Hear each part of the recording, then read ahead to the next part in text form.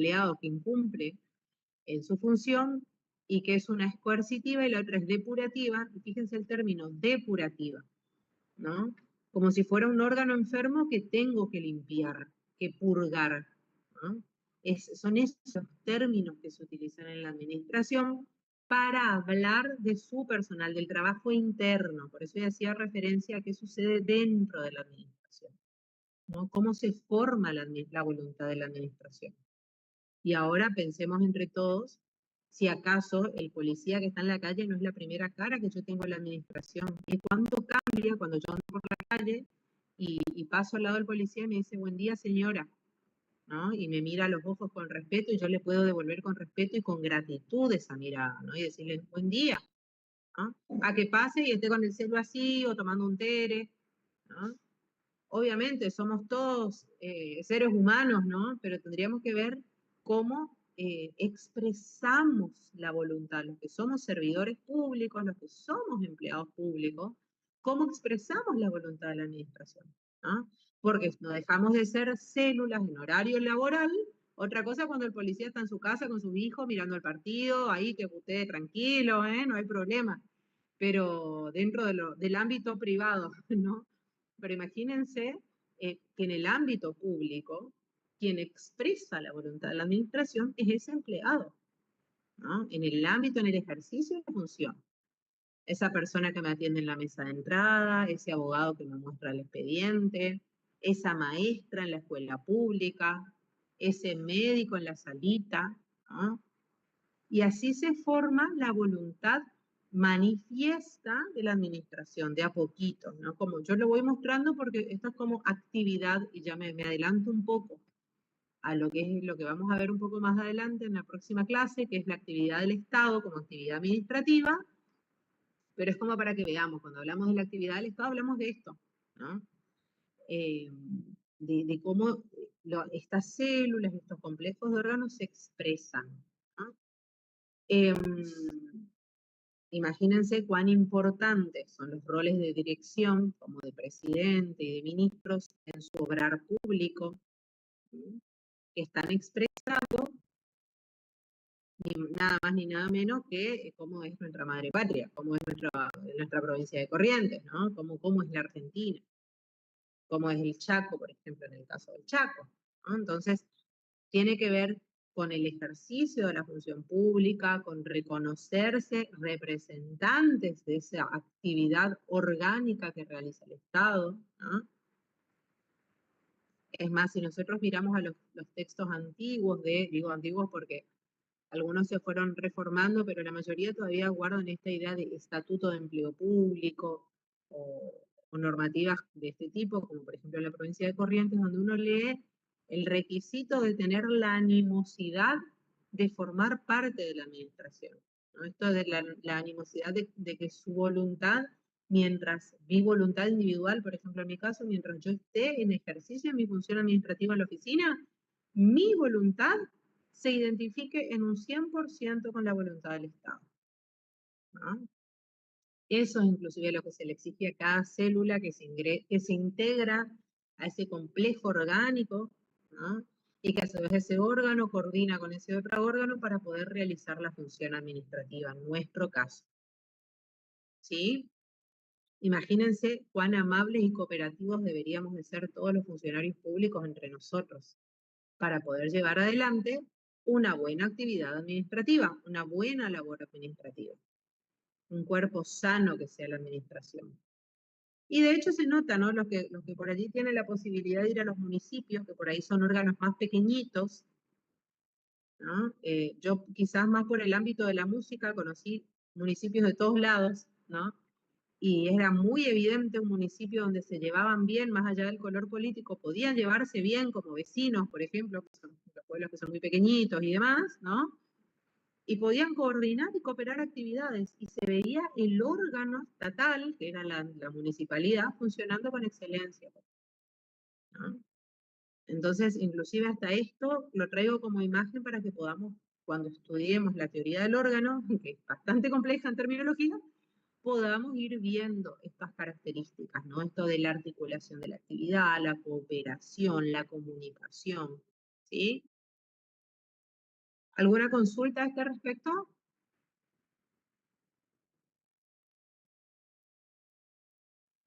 Profe, ahí entraría la potestad jerárquica, la competencia por razón de Ahí la vamos a entrar a materia, del eso. territorio. Ahí estamos por entrar a eso. Eso es todo, ya vamos a entrar ahí. Doctora, ¿este tema buscamos así como teoría del órgano o tiene otro nombre como Sí, para...? sí, teoría del órgano. Sí, sí, sí. Dale, gracias. Perfecto. Bueno, entonces, teoría del órgano expresada de esta forma, podemos imaginarnos entonces a, a la administración pública, por ejemplo, de la provincia de Corrientes, algún municipio, como les decía. Y aquí vamos a ver la relación que hay entre estos órganos, que es lo que nos traía Nora, ¿no? Y ahí vamos a ver primero que tenemos una relación jerárquica, una relación de mando y de obediencia, ¿sí? Y a partir de allí vamos a ver que en esa relación de jerárquica que habla de la potestad de impartir órdenes, la facultad del Estado que tiene de poder impartir órdenes, ¿sí? Del superior jerárquico. ¿Sí? Y allí aparece, dentro de las jerarquías que tenemos las líneas y los grados, las líneas en forma vertical y el grado en forma horizontal, allí vamos a ver la competencia. Competencia en razón de grado, de territorio, de materia, de tiempo. Competencia en razón del grado es la posición jerárquica que yo ocupo dentro de esa estructura. Puede ser piramidal o más transversal, ¿sí?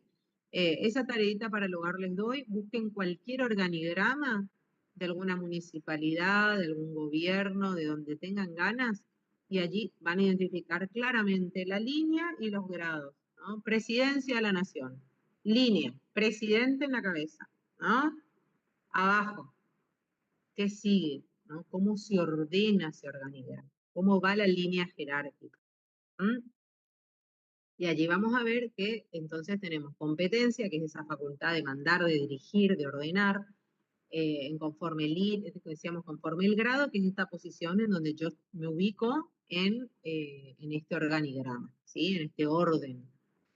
Luego tenemos la posición, sí, la competencia en razón del territorio, por ejemplo, que es claramente, y es el ejemplo más burdo, más sencillo de entender, el gobernador de la provincia de Corrientes tiene competencia en la provincia de Corrientes, no tiene competencia en la provincia del Chaco, ¿no? Por una cuestión de territorio, ¿sí? Esto está ordenado por ley, claramente, ¿sí? Una ley formal que determina el territorio de mi competencia.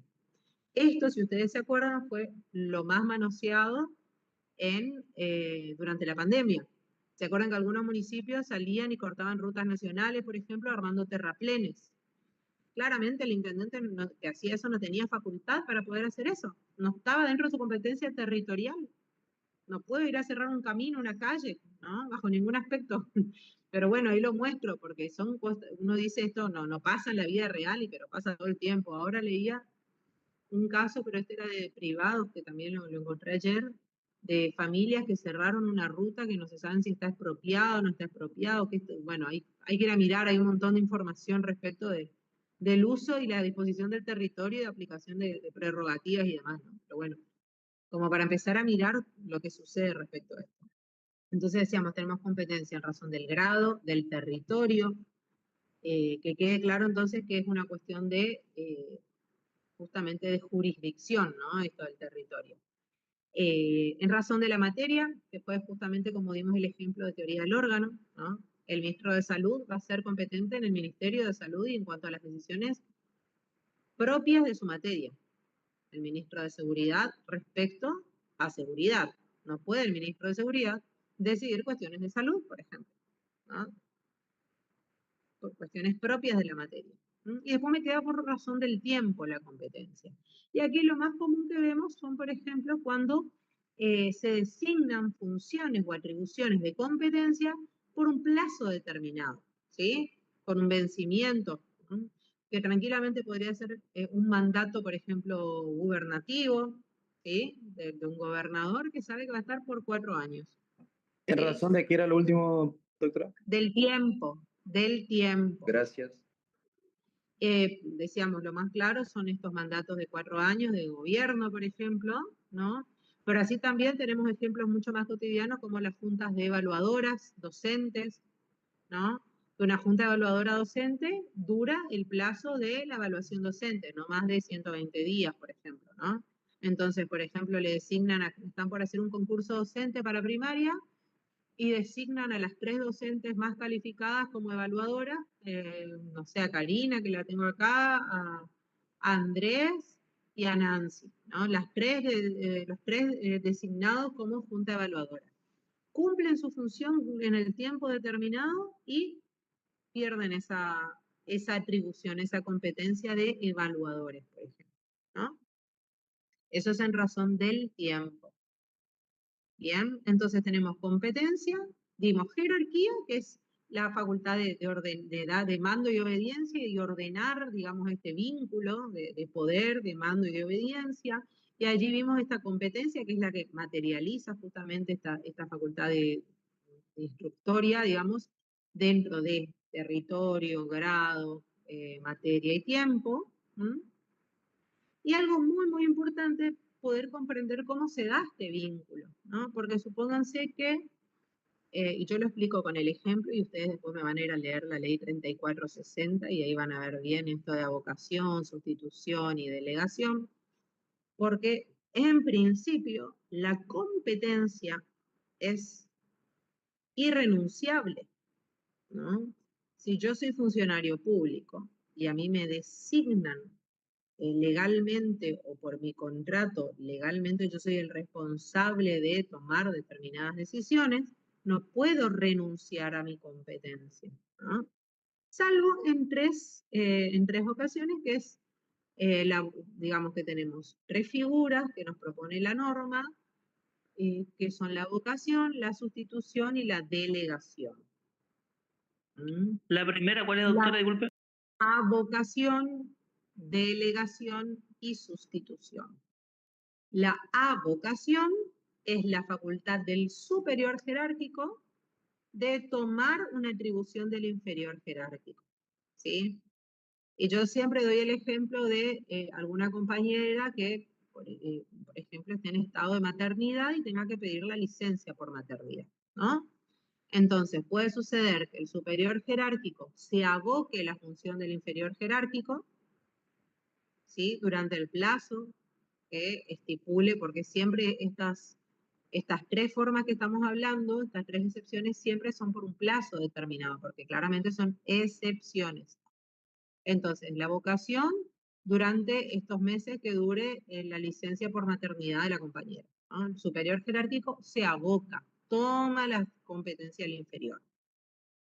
Luego, la delegación, al revés, el superior jerárquico delega, en este caso sería el superior jerárquico que se va y delega en el inferior una determinada facultad, ¿sí?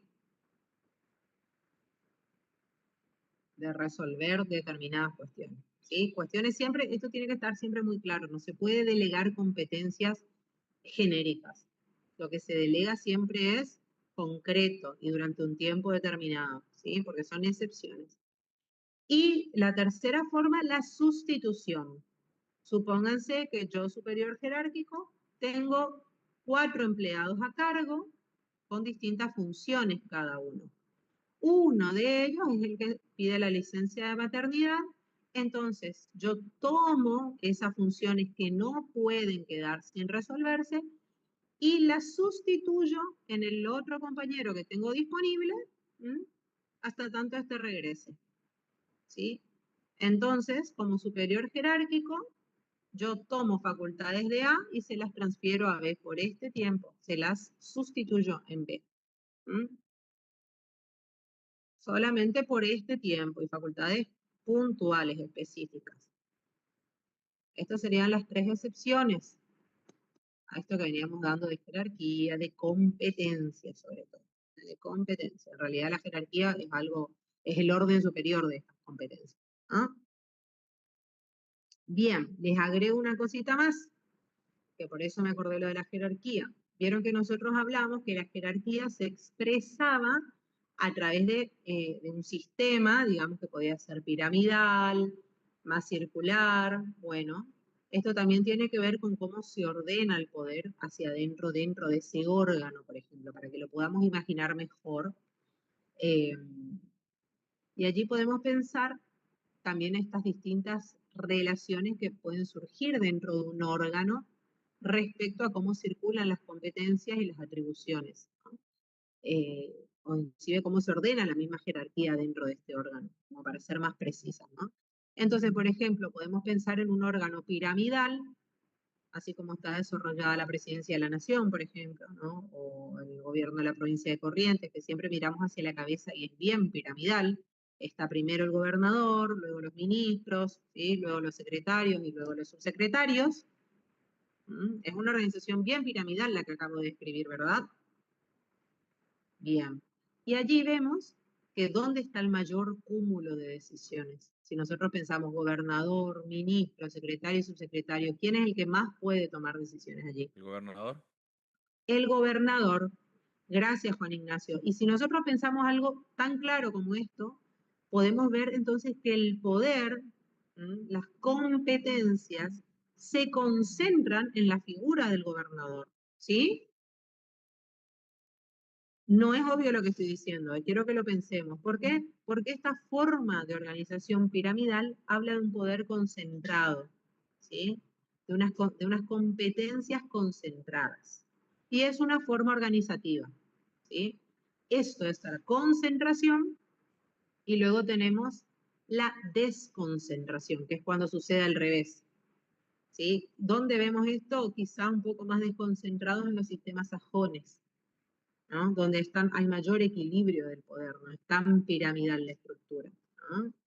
Cuando, si bien hay una cabeza que es la que mayormente concentraría algunas facultades, en realidad los que continúan tienen mucho poder de acción. Entonces hay una mayor desconcentración. Vamos a ir separando las palabras. Esto también suele ser pregunta de examen y por ahí nos hacemos un matete con todo. Entonces tenemos figuras concentradas y figuras desconcentradas. ¿Sí? Bien. Luego tenemos, esperan un segundito.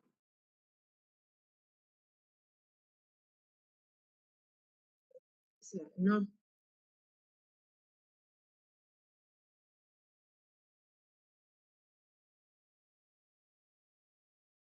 Bueno, teníamos concentración y desconcentración.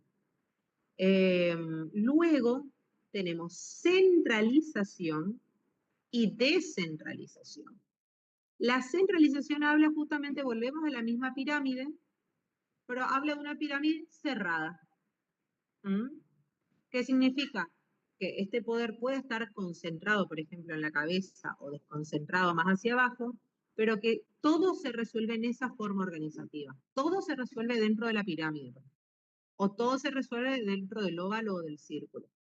En cambio, cuando yo tengo una descentralización, yo tengo un cúmulo de competencias que descentralizo en otro organismo directamente. Otro organismo, que no forma parte del central. Voy a dar un ejemplo muy claro. Nosotros tenemos dentro de lo que es el gobierno de la nación, el gobierno de la nación. Y aparte, el Banco Central. Un cúmulo de competencias que van directamente a otro organismo, totalmente independiente, debiera de, ¿no? Totalmente independiente. O, por ejemplo, acá en la provincia de Corrientes, la DPEC, Dirección Provincial de Energía de Corrientes, un órgano que claramente va a tener un vínculo directo con el gobernador, pero el quien dirige la ADPEC la maneja como un organismo independiente y solamente responde ante el gobernador. No forma parte de eso, dentro de ese organismo centralizado cerrado, como sería la administración pública. ¿Me explico? Entonces ahí tenemos centralización, descentralización. Bien. Y ahora agregamos otra característica: autonomía y autarquía. Puede ser que dentro del mismo, por ejemplo, dentro de la misma pirámide organizacional, yo tenga un órgano que se dedique a la fiscalización, por ejemplo, de insumos escolares. Si yo estoy hablando de por ejemplo, el Ministerio de Educación que resuelva, que mueva insumos escolares o infraestructura escolar, por ejemplo, un organismo que fiscalice. ¿Mm? Y ese organismo podrá ser autónomo, por ejemplo, para coordinar sus propias normas, sus propias reglas, cómo va a fiscalizar, cómo va a ir a visitar, o inclusive podría ser autárquico si se separa directamente dentro de esta pirámide y logra tener sus propias normas, sus propias cajas y demás, ¿no? Por lo general, la autonomía es la que acompaña a los órganos de fiscalización y la autarquía tiene que ver más con estos órganos que ya son prácticamente independientes, ¿no? Que mejor dicho son independientes, como nombré recién la DPEC, por ejemplo, ¿no? O, ¿cómo se llama esto? El IPS. Tienen su propia caja, pueden ser demandados judicialmente, ¿no? Un montón de características que tienen que ver con estos órganos autárquicos y descentralizados.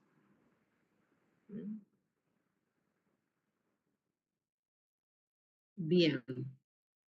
Hasta aquí entonces lo que es teoría de personalidad del Estado y estas figuras de cómo se ordena el Estado hacia adentro. Ahora que podemos ver un poco más este mapa y todas estas formas vinculares, entendemos lo importante que es la teoría del órgano, ¿no? Para poder justificar todo esto. Simplemente agregar, porque no quiero dejar de nombrarlo y porque es necesario que lo estudien, no quiero darlo por hecho, nombrar lo importante de entender la diferencia entre persona jurídica pública y la persona jurídica privada.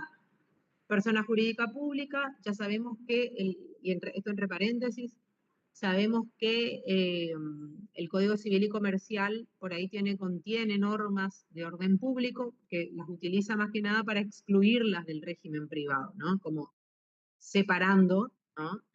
Y allí claramente encontramos, a partir creo que era del 235 o del 255, ustedes me dirán, lo googlean ahí el Código Civil y Comercial, anda por ahí, y van a encontrar, bueno, que el Estado, cuáles son las personas jurídicas de derecho público, y van a encontrar al Estado Nacional, las provincias, Ciudad Autónoma de Buenos Aires.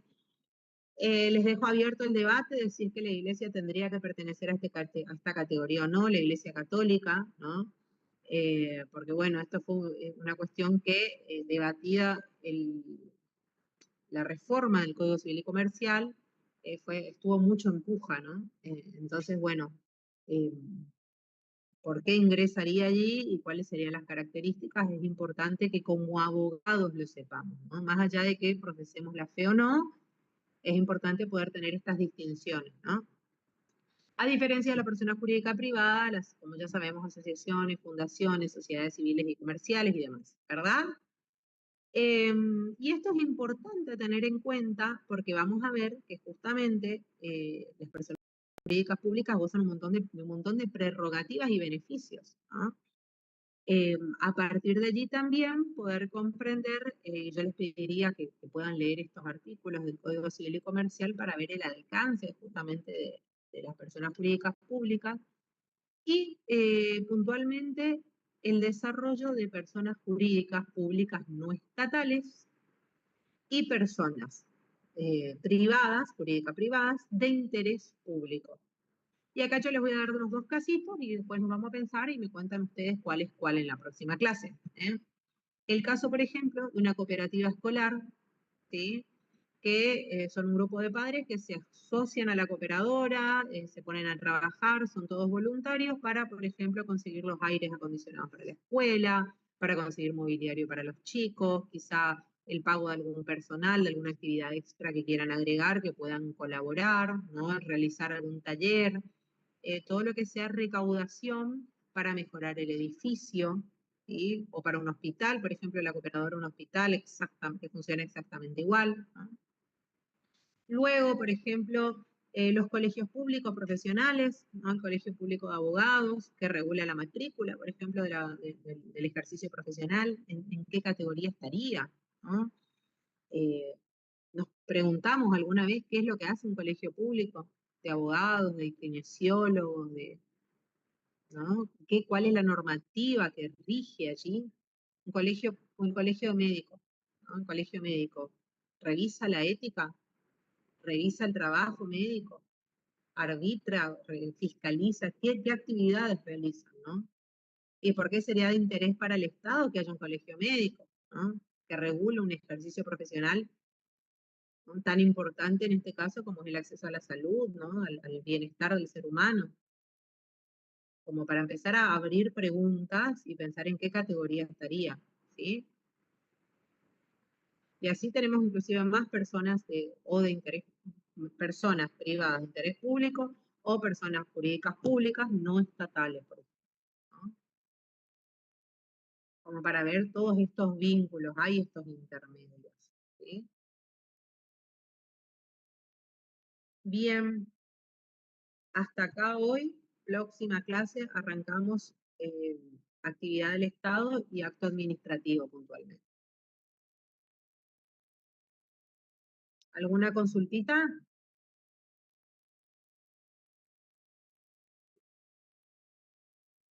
O sea, la unidad 5 y 6. Sí.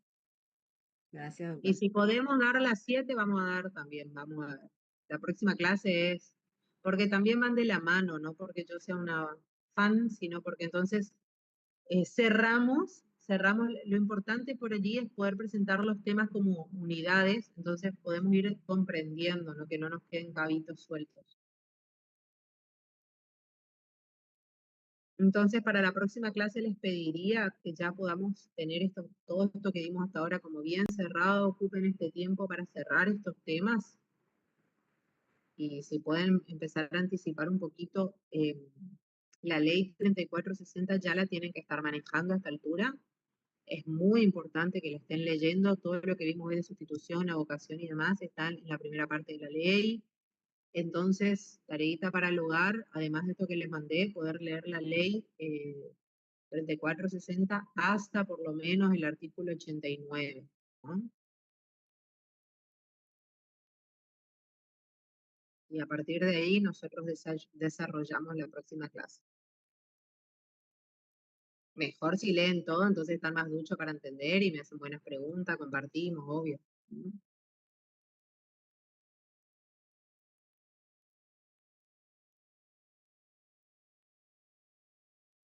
Bueno, estimados, si no hay consultas, nos vemos el lunes que viene. Hasta luego, doctora. Hasta el Gracias, lunes, doctora. Hasta luego. doctora. Que viene, doctora. Hasta luego. Diga bien. Gracias. Doctora.